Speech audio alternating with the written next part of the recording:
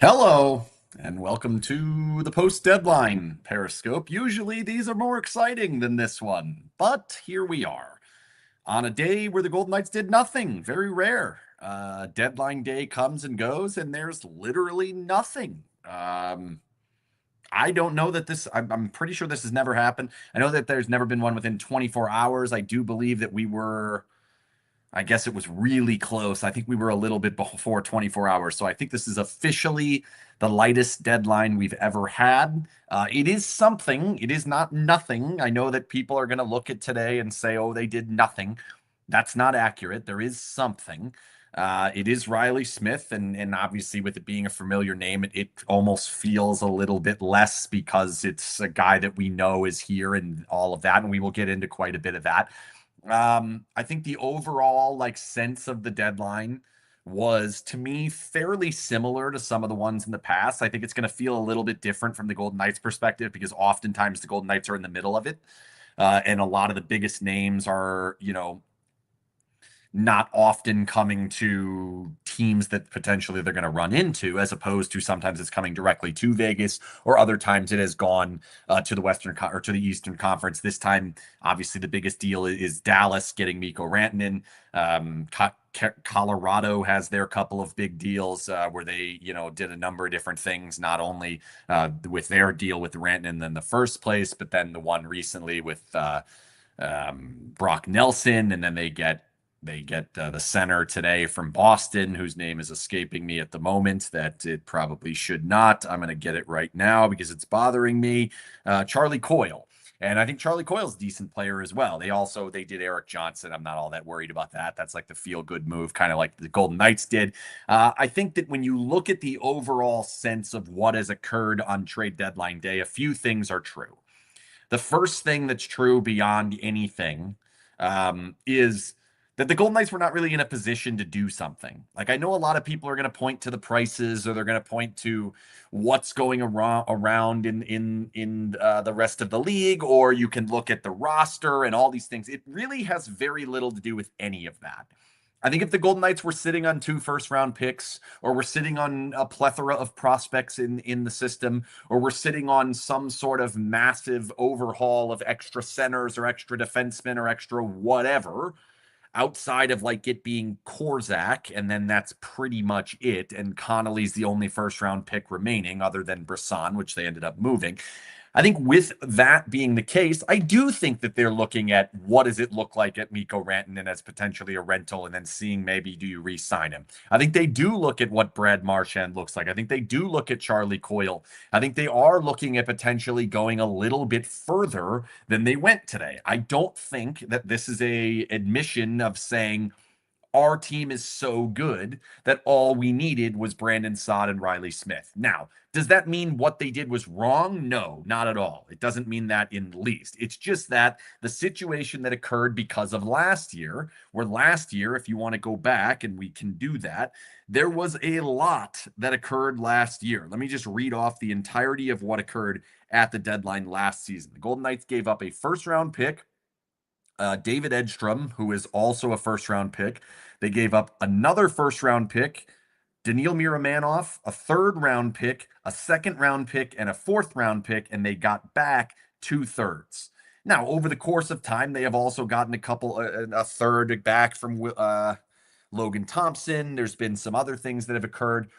But if you really look at what has happened between effectively the end of the season they missed the playoffs and all the way up to, I guess, now, there really was not a lot to trade. They didn't really have a lot of options. So when a team comes and says, we have Mikko Rantanen, are you interested in Mikko Rantanen? The Golden Knights don't really have the ability to make a package to get themselves Mikko Rantanen, right? Even a Brad Marchand. Yeah, they did have a second-round pick, possibly, but that one came together so late. I don't think they were actively trying to get these types of players. And also, they would have had to have figured out the salary, which meant they probably would have had to buy some of these down, which takes even more assets. The fact that the Golden Knights went all in last year, and importantly to note, a couple of those players that were on the roster, part of that all in, are still a part of the roster and will be in the lineup today and will be in the lineup in the playoffs.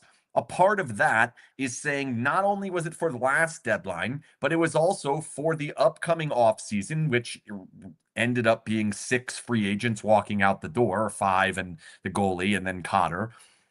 And then a very quiet deadline this time. Like they basically were in a situation from the moment that deadline hit last year and Hurdle became a Golden Knight and they had traded another first round pick and one of their other first round prospects that had some value. Once that occurred, it basically meant it's sell or do nothing all the way up until next summer.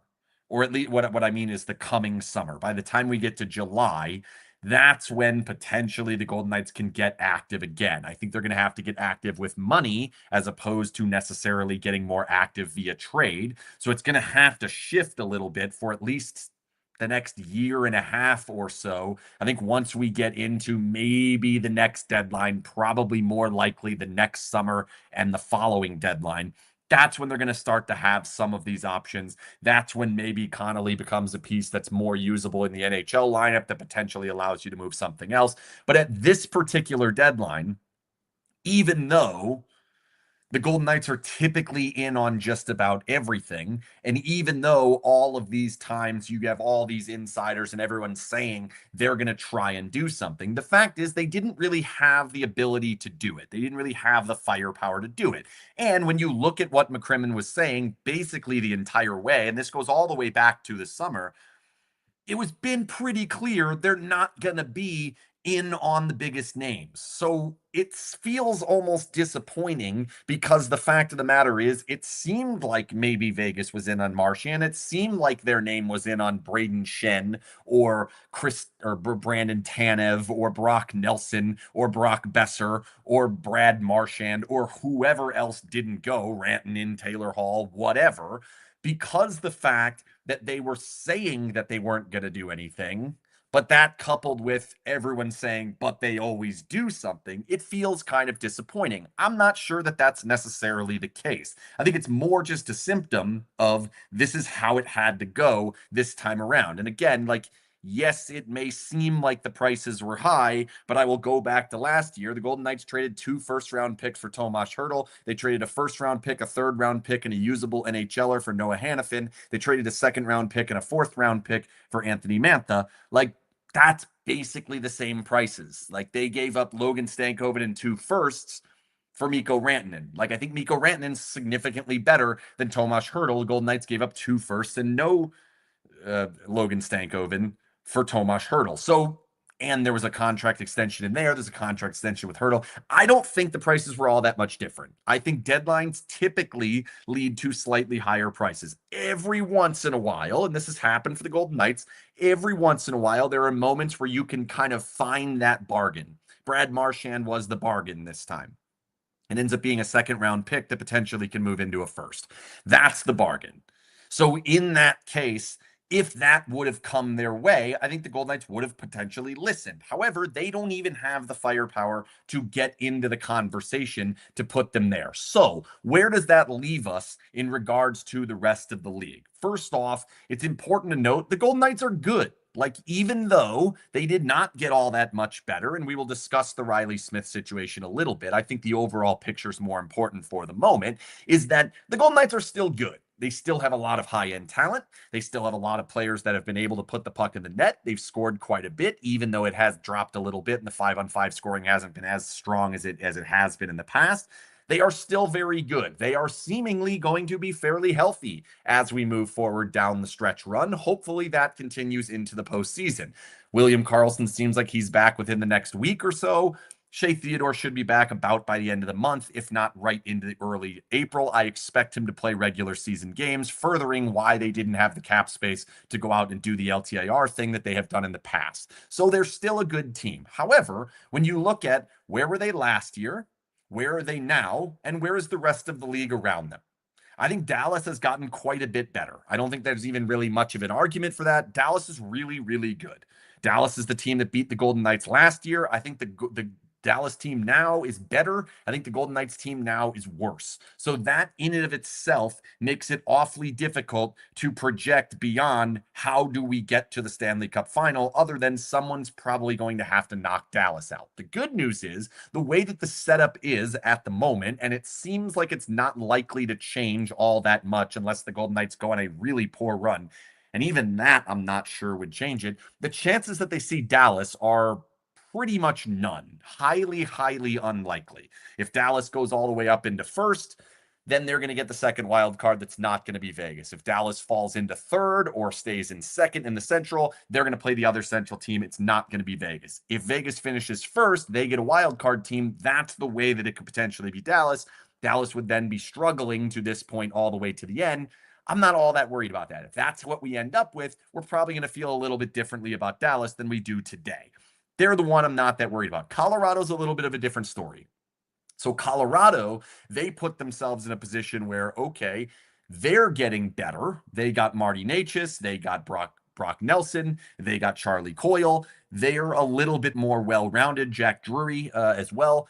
They seem to be a little bit better of a team than they have been in the past, and that is where a matchup with them does not look particularly good. At the moment, right now, the Golden Knights are playing Colorado in the first round. That's probably going to change because Colorado's probably going to win more games than Minnesota down the stretch. Minnesota would then fall down to fourth, and the Golden Knights would be in the situation where they're either winning the division and playing Minnesota or losing the division and playing the other team. More likely than not, it would be LA. LA did not get better. Like, I would argue not at all. Andrei Kuzmenko is the only trade that they made. I don't think that helps them at all. I'm not even sure he'll play in playoff games. So to me, that doesn't make much of a difference at all. I don't think that they have changed in any way. So as far as whatever you felt about LA and Vegas before, you're probably going to feel similar. Arguably, maybe the Golden Knights may have even made the bigger step there because they have a player who potentially is going to be on their penalty kill. They have a player that may fit in a little bit better than Kuzmenko likely will in LA. They have taken strides to get a little bit better. They are going to be healthier than in the game that they just played LA earlier this last couple of weeks ago. I think that that's a matchup, while difficult, and while I'll sit here and say I'm not 100% sure I'm picking Vegas at this very moment against LA, I will say that that's not one that you go into and saying, uh-oh, we're pretty sizable underdogs in this. Or at the very least, it's going to take a massive uphill battle to get this done. We're going to need an excellent series across the board. It's probably not the case. Play a good series, Golden Knights probably beat LA. The other one's Edmonton. So Edmonton, they come into play a little bit more so if LA goes nuts down the stretch. That's really the only way we see Edmonton, is if Vegas struggles a bit, falls underneath Edmonton, or falls underneath, more so falls underneath LA, and LA jumps all the way to the top. I do believe Edmonton did get better. I know that people are going to look at the deals and say, well, they didn't get the goalie. And I would agree with that. They probably would have been a lot better had they gotten a goalie, but they didn't. So you look at, what does Edmonton look like? Jake Wallman comes in. I think that's a usable, good defenseman. It's more of what they do well. It's kind of a weird situation because I would argue maybe they would have been better off with the lockdown defenseman, the defensive defenseman, as opposed to another puck mover, another shooter. But there is always an argument that if you do something well, continue to find players that do it well and fit them in, and he could potentially be good. I think they're going to continue being a higher scoring team against what I expect the Golden Knights to be a slightly lower scoring team, at least on 5-on-5. That's a matchup that I'm a little concerned with. Trent Frederick, I think, makes them better once he gets in their lineup. I think that gives them a little bit of that grit and problem solve. Like they're going to be a problem for the Golden Knights, right? I just think that he makes them a little bit more difficult to play. Max Jones, a speed guy, doesn't really worry me all that much. Don't think that really changes all that much of them at all. But they really gave up almost nothing. So in that respect, I think they did get a little bit better. Somebody mentioned Minnesota. I don't believe they did anything at all. Let's double check that. Yeah, Justin Brazo, and they traded Gus Nyquist earlier in the month. Or no, they got Gus Nyquist. Yeah, so Gus Nyquist, that's all right. So that's good. But again, like, I think Minnesota comes down to health. like the current Minnesota team, the Golden Knights would wax. If you put Eriksson Ek and Kaprizov and Brodin and everyone back in there and everyone's healthy, which they're supposed to get all their players back down the stretch, maybe that looks a little bit different. Maybe that one would be a bit of a problem. But like I said, the biggest part is the two teams that took the biggest steps in the right direction got the most better. That's a weird way to say that in terrible English. I said it anyway. Is Colorado and Dallas. It's unlikely that the Golden Knights play either. It's really unlikely if they actually just kind of coast down the stretch and finish second or third. Then it can't happen. So in a weird way, winning the division is the only way that opens it up to have to play one of those teams. If they don't win the division, then they play LA or Edmonton. More likely LA than Edmonton. Not the worst scenario. So as much as it's weird that it's like, oh, I'm excited for every game, and you should be excited for every game, losing them doesn't really matter. Doesn't really make that much of a difference. All right, let's talk about Riley Smith specifically, how he fits into the lineup, and then we'll go on to what this deadline potentially says about the future and certainly into next summer and then the following deadline after that. But first, I'll tell you that this Periscope and all Periscopes are brought to you by the Jimmerson Law Firm. The Jimmerson Law Firm is one of Las Vegas' preeminent law firms specializing in high-stakes business, civil, and family litigation. When winning matters, seek out the Jimmerson Law Firm. So Riley Smith. So obviously, it's a player we're all very aware of. Yes, he is going to wear number 19 as he has worn in the past. Yes, he is going to play tonight. He's playing on the wing of Nick Waugh, and Cole Schwindt is on the other side. Victor Olofsson potentially would have been in the lineup. He is now not with a lower body injury day to day. Doesn't seem like it's all that serious, but we've also heard some weird things about day to day this year that guys have ended up out for multiple weeks. We will hopefully and that will not be the case on Victor Olofsson. Nonetheless, Riley Smith is here. To me, Riley Smith is a pretty clear upgrade when the team is unhealthy, as they are in the moment. Simply put, when Cole Schwindt is not available and William Karlsson is not available, and you have a player like Raphael Lavoie in the lineup, or say it were to be a Jonas Rondbjerg, it would have been a Brendan Brisson, a Tanner Lazinski, any of those players. I think Riley Smith is a pretty clear upgrade on those players. Now, in this case, they're still not healthy, so he ends up in the lineup with Schwindt. I think Schwindt is a nice 13th guy to have, some maybe even a 14th guy. There's a chance he even falls down to being the 15th guy as we move forward. Nonetheless, Riley Smith is better than those players. So Riley Smith slots into the lineup immediately. The question becomes, what does it look like when the team is healthy? And that's where you start to look at, okay, it's a third round pick. It's also Brendan Brisson, which didn't really have a ton of value to us at this point because it didn't look like he was going to break through at the AHL level really at all the rest of this season. He certainly hadn't broken through in the NHL level. Not a huge asset to utilize, but if you look at some of the other things that have happened in the past, Cody Glass ended up netting a player like Nolan Patrick. That could have potentially worked out. It didn't. Paul Cotter netted a player like Alex Holtz, or you can flip it around and say Alex Holtz netted a player like Paul Cotter. Like sometimes those players can be worth a little bit more than an add-on piece to a rental. So there is a chance that how this works out, you do end up saying, I think I regret a little bit giving up Brendan Brisson and the third round pick. In the end, it's probably not going to be that big of a difference. But the bigger part is how much does it actually help the team? How much does Riley Smith fitting back into the lineup actually help them? When you look at the roster fully healthy, someone has to come out. The options, Lavoie would already be out, Schwindt would already be out, and then it comes down to Olofsson, Pearson, Saad, Smith. My guess would be Smith would be in the lineup based solely on familiarity to Cassidy, familiarity to William Karlsson, ability to play in all situations and on both wings. So that in and of itself leads you to believe he's not going to be the one that's going to get scratched. However, entering Riley Smith into your lineup does mean someone else is getting scratched. Tanner Pearson, Brandon Saad, Victor Olofsson are the most likely players in that group. I guess you could potentially throw Keegan Kolesar into that. I probably wouldn't. You used to be able to throw Brett Howden into that. I wouldn't right now. There's really no one else at this point that would be even all that likely. I guess maybe Nick Waugh, but I probably wouldn't even go down that road. So the difference of how much better did this team get with this trade is now a question of how much better is this version of Riley Smith as opposed to Brandon Saad, Victor Olofsson, or Tanner Pearson. I think there's differences in every single one of these games. Saad's a little bit faster. Saad's a little bit more in front of the goal. Saad's a little bit more turnover prone, not as good defensively. Victor Olofsson, certainly the highest offensive option of all of them. Certainly good on the power play. A nice fill in if Dorofiev's not available.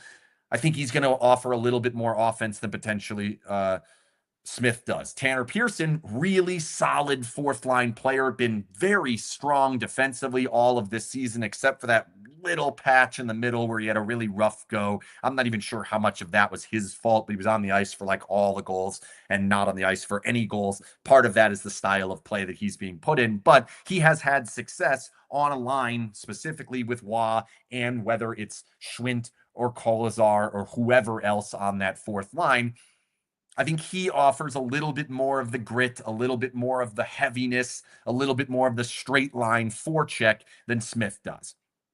To me, it's hard to tell what Riley Smith's going to be, because when you go all the way back, the regular season was not particularly great. The final regular season that Riley Smith had with the Golden Knights. He then went into the playoffs, and the points and the numbers were there. Goals were only 4 in the 20 playoff games. He had to have 14 points, so that is good. But I don't remember it being him being the driving force, him being the dominant piece outside of maybe just the rat trap shift towards the end. One of these days, I'll finally make the video of the rat trap shift. If you don't know what I'm talking about, it's when Riley Smith scored what ended up being the game-winning goal in the Stanley Cup Final, Game 5. Golden Knights had the puck in the Florida zone for a ton of time. It's been dubbed the rat trap shift. We'll eventually get to that. It's going to live in lore. Riley Smith ends up scoring that goal. I remember over the majority of that run that he was not particularly all that effective on the power play, that he was not particularly all that effective. Well, effective's not the right word. I don't think he was a difference maker on the penalty kill at that time in the postseason. Carlson, Eichel, Stone, Stevenson, those were the key killers along the road to that group. Now, since then, there's a year and a half of him not being particularly great. Right? It hasn't been terrible. The numbers aren't horrible, but they haven't been great. He's not doing what he used to do in his heyday with the Golden Knights.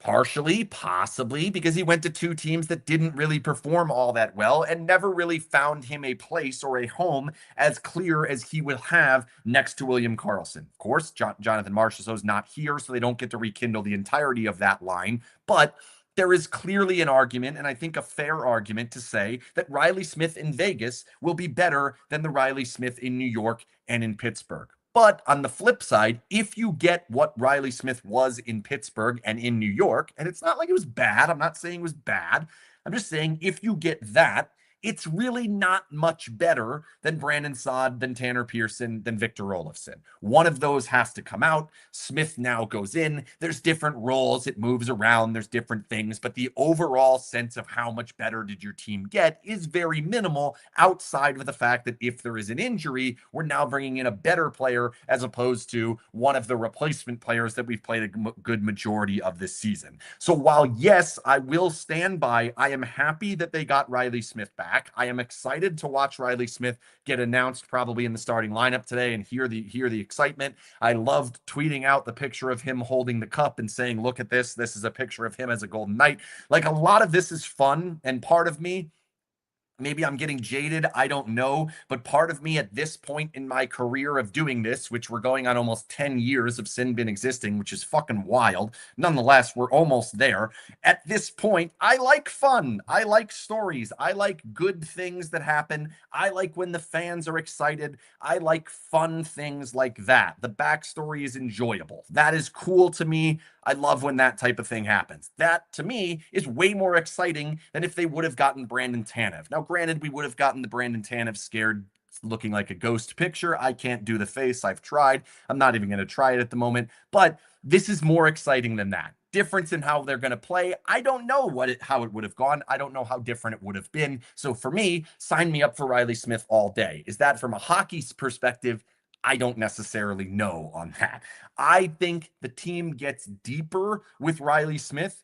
I think they have a little bit more ability to overcome a middle to bottom six injury than they would have before. I think it's possible, and I say this like really hesitantly. Is that a word? Yeah, hesitantly. I don't think that is a word. With hesitance, that's not a word either. Whatever the fuck I'm trying to say, that to say that he even changes either of the special teams. Like maybe he goes in on the penalty kill, and there was good times where he was on the penalty kill, but Sod stepped right in on the penalty kill. And Kolazar has played on the penalty kill quite a bit and has been pretty good. And so he may not be there. Howden may no longer be on the penalty kill. I just don't see the delta between Smith and whoever he's replacing as much.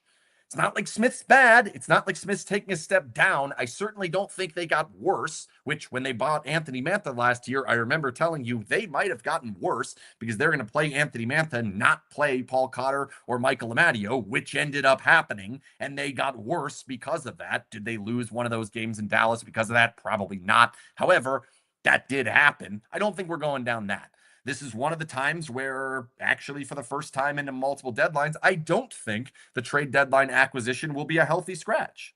The last three deadlines, I've said that. I said that about Mantha. I said that about Teddy Bluger. I said that about whoever the hell they got for Evgeny Dodonov that ended up getting flipped around. But this year, I don't think you're seeing a healthy scratch. I don't see any scenario, no matter health, no matter what's ever going on, as long as Riley Smith is available, Riley Smith will probably be in the lineup and should be in the lineup because I think there's a higher upside because of his history with the team. So in and of itself, the deal is fine. The deal is good and fun, and I'm happy that it happened, and I'm excited that Riley's back, and I'm happy that all of that's occurring, and it's a cool, enjoyable story from a misfit standpoint that we just haven't had. Like really, when you think back through the years, other than the five misfits starting in game 5 of the Stanley Cup final, which was fucking amazing, still maybe one of the coolest things that ever happened. And it's going to be awfully tough to ever beat that outside of like the English speech, the Neil goal on his knees, some of the early Fleury stuff, winning, sweeping the playoff series against the Kings, some of that type of things. But like since then, since the year one madness, that's about it in regards to nods back to that team. This is a nod back to that team, right? Like this is a cool moment to say, look, this is an opportunity where this player is still good, still fits, and it's worthwhile because it's going to be great for everybody. It's going to be great for the player. It's going to be great for the coach. It's going to be great for the teammates. It's great for the fans. It's great for marketing. It's great for all of it.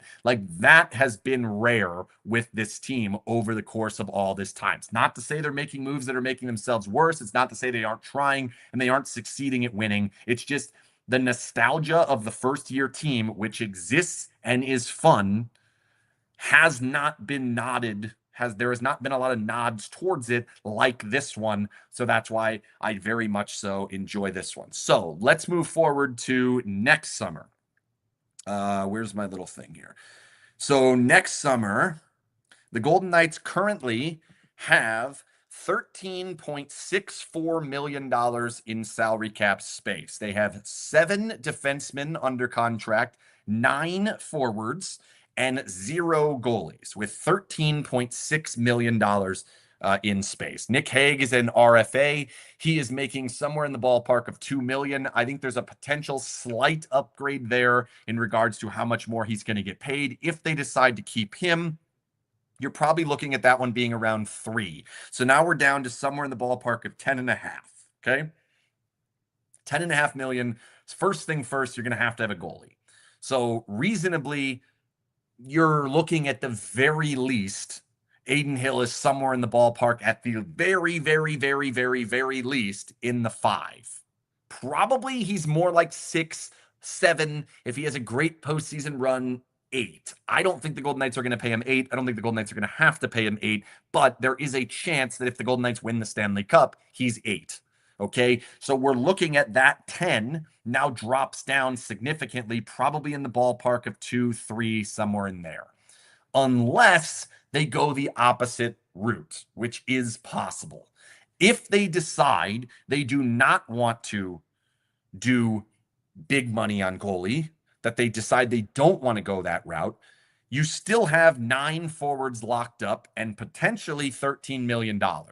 So the standard route is Haig gets his money, Hill gets his money. Whatever you decide on Samsonov probably moves on, but the backup goalie is getting very minimal amount of money there. You're finding 3 more forwards at minimal to somewhere in the ballpark between 2 million and minimum salary. You've now got 12. You're now right at the salary cap, and you have effectively a similar team that you had in this playoffs. There's an argument, and I think a strong argument, depending on how this goes, that that's not going to be the path the Golden Knights are going to want to take moving into next summer, moving into next season. Because if they lose early in this playoff season, it will be 2 in a row and 2 seasons in a row where the team is going the wrong direction. Meaning, won the Stanley Cup, bought all these pieces at the deadline, lost at the first round, got to the next season, could not buy more pieces at the deadline, lost in the first round, go into the postseason, go into the offseason saying, let's keep the same team around. You spent all your cap space, even though the cap has gone up a significant amount, and you wind up with a similar team. Not necessarily the best plan. So $13.6 million, there actually is space to do something massive. There is a way that this team could decide, let's go big. It may take little shifts around the edges. It may take taking a Barbashev's 5 million and moving it somewhere else. It may take looking at a White Cloud or not re-signing Haig or whatever it happens to be. And if you want to go really big, like if you want to go Rantanen, oh no, he's gone now, but like Marner and other big signing, okay, then you could potentially look at moving even more pieces off your blue line to bring in even more stars. It is possible that this summer the Golden Knights go big time shopping. They have not done a ton of huge shopping in the summer. It's not been a common theme that they've used. It's not usually the way that they've gone about it. Alex Pietrangelo, $8.8 million is the biggest one they've ever done. That was a pretty sizable one. It worked out very well. It's still working out very well. That's the type of move we would be looking at. Paul Stastny's probably the other significant one that they've done. They did do Dadonov at the when the 1 year, or I think that might have been even been a trade. Now that I think about it, yeah, it was for Howden or for Holden. So it is possible that this team has the space and decides we're going to not spend as much on goaltender, and that's going to be in large part based on how it goes. So things get real tricky if Adin Hill's great and the team isn't.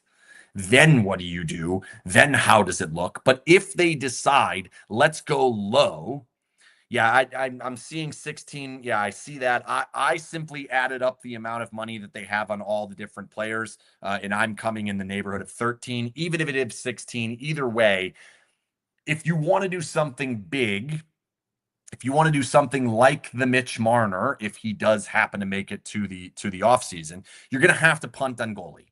You're going to have to find 2 lesser goalies and go with something in the neighborhood of $3 million worth of goaltending. I don't think it's the worst idea. Like, I think if this team funnels out and flails out, and say it is to even one of the better teams, it changes it a little bit. If you lose to LA, if you lose to Minnesota, Edmonton, maybe I'll feel differently. I don't know, but certainly LA or Minnesota. If you or if it were to be they get to the top and they lose to Utah or Calgary or Vancouver, or Anaheim, if it happens to be that, okay, then we really need changes. But if you get to the point where you lose to one of the good teams, Colorado, Edmonton, if it's Dallas, if you lose in say the Western Conference Final, and Adin Hill is great, but it's clear that scoring became the problem, that 5-on-5 scoring was the problem. There's going to be a pretty strong argument to be made. You got to go find a scorer. You got to find a way to get more scoring. And because the cap does open up and they do have a lot of their best players signed up, there is a way to take this deadline where they did very little and didn't put themselves in a situation where they're over the cap and have to make decisions after the season, have to damage the team in the offseason. It's a rare situation where this team's actually going to get better in the offseason as opposed to worse. That's been pretty uncommon. Like going all the way back, year two, they got better, getting Pacioretty, getting Stastny. Eventually, they ended up getting Stone at the deadline, but the offseason, they got better in year two. Petrangelo, they got better that summer, even though that cost a lot. Like that cost Schmidt and Stastny. So yeah, I think hindsight, it does look like they got better, but that was more of like a trade type of thing. Last summer certainly did not get better. The summer after missing the playoffs and going in, they didn't do a ton to really change the roster heading into that season. So that team didn't get all that much better. Certainly this last year got a lot worse based on losing all of those guys, including the Conn Smythe and Chandler Stevenson, Amadio, Carrier, Thompson, Cotter. That's that group. This is a summer that because they were patient or not aggressive at this deadline, that maybe it looks like that's where we're at. Now, this is the part that's going to be interesting moving through the rest of this season is that what if they needed the score now? What if this particular team right now needed help? And that's what we're going to see as we go forward. So far, they haven't necessarily needed the scorer.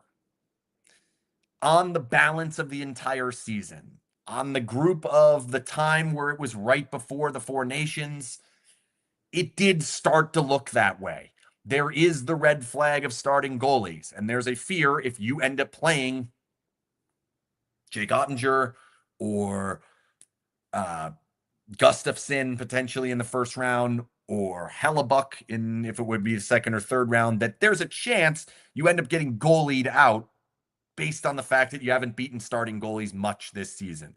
5-on-5 play becomes a question mark, but scoring on the power play has been so much better. So if they don't end up getting, if they are ending up a scorer short and they go into the postseason and lose to say LA because they can't outscore LA 2-1 every single night, and they have the one and LA has the two, it's going to make the last deadline look much worse than I think this one. Because I think this one, the hands were tied. There wasn't a lot of options. It just wasn't there.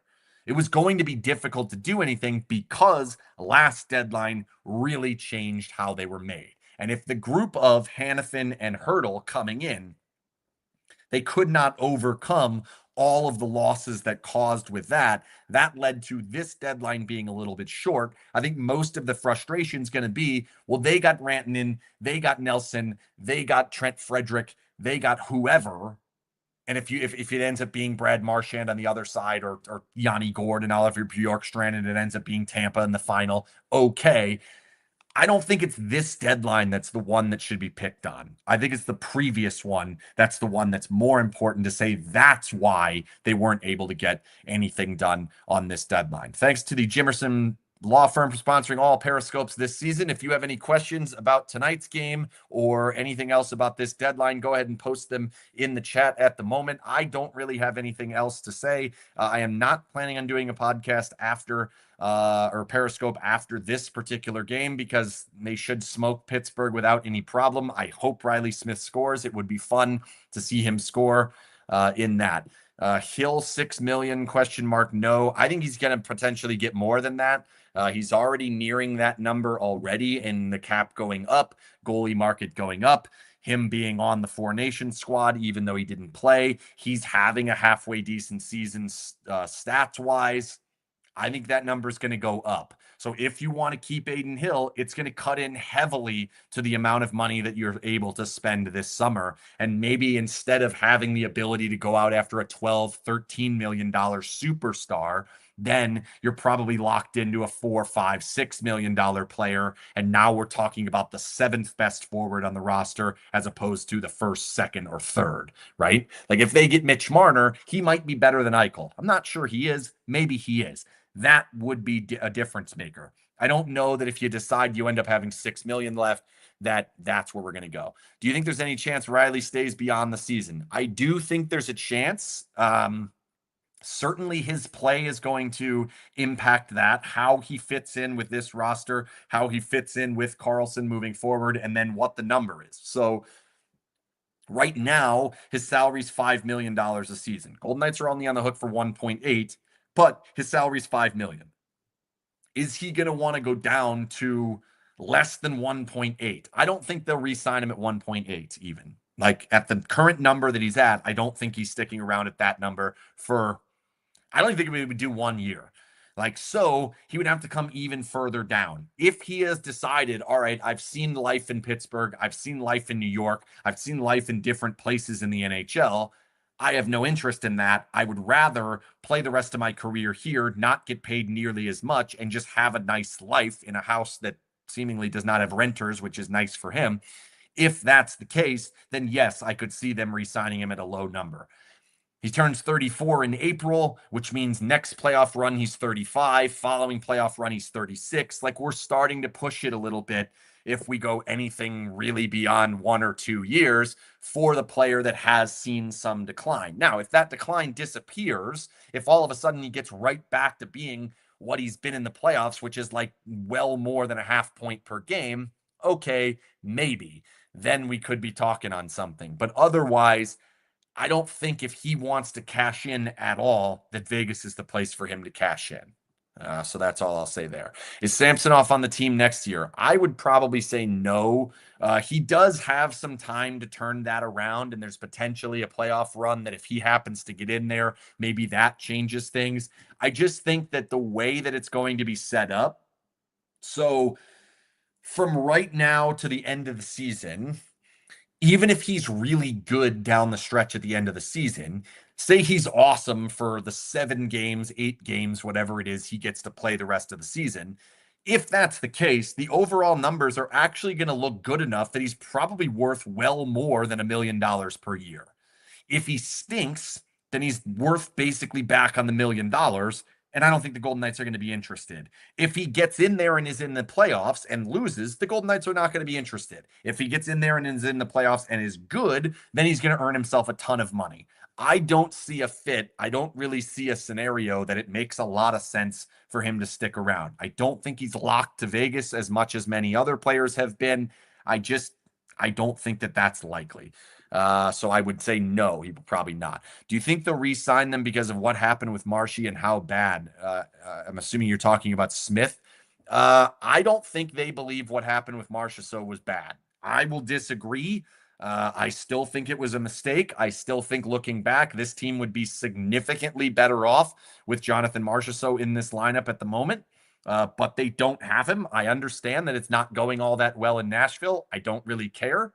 I think it would have gone better on Jack Eichel's wing in Vegas. I think it would have gone better once they got to the playoffs. I think it all would have gone better there. I don't believe that the front office thinks they did anything wrong with Jonathan Marchessault. I don't think they think that any of the fallout is much of a problem. I don't think any of that is a problem for them. So I don't think any of those will change how they view anything going in the future.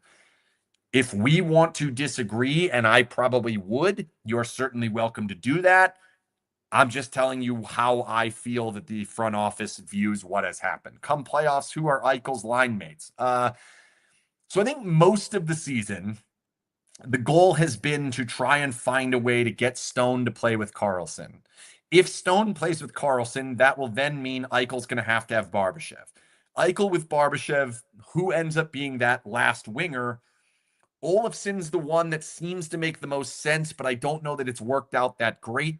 Dorofeev has had some success in that role. However, Dorofeev's starting to find a lot more success next to Hurdle. Saad, I don't think is cut out for that particular role in the top line situation. So I don't know how they're going to end up falling on anything else outside of Stone playing with Eichel. Now, who ends up being the third piece with Stone and Eichel? That's where I think things are going to change, because typically the argument has always been, and Cassidy has said this over and over and over again, that he likes Eichel and Barbashev as a pair. I think if Stone is with Eichel, you cannot waste, quote unquote, Barbashev in that spot. So to me, it's more likely to be a player like Howden. I think Howden on the wing has scored this season quite a bit, way more than you would have expected. If you put him next to Eichel and Stone and say, just do your thing, he'll be good enough and is responsible enough and is a second center that can go in and take draws with the opposite hand of Jack Eichel, that it really offers something as that top line. So to me, Howden is the clear option if it's not Barbashev. I think most likely it will be Barbashev, Eichel, Stone, and that's what they will go with. That's been the most successful line this season. That's the one that I think is like the old trusty. That's the idea. So let's just go with that. That's my most likely scenario. However, if they decide to stick with Eichel and Stone, I think it's better off long term putting Howden there. I do believe it is possible Stone will go with Carlson, which would then be Smith on the left. I could see that being the case. The reason I don't think that sticks is that even though that line can potentially be good, I think you're going to lose out on a lot of what Eichel does, because I don't think Eichel is going to play with Hurdle and Dorofeev. Now, if that works and you decide, all right, let's use Howden as another center and use Hurdle as a wing, which didn't really work all that well earlier this season, I would not mind seeing that. So say top line is Hurdle, Eichel, Dorofeev. Second line is Smith, Carlson, Stone. Third line then is Barbashev, Howden, Wah, Olofsson, Saad, Pearson, Kolazar, however you want to fit those bottom six.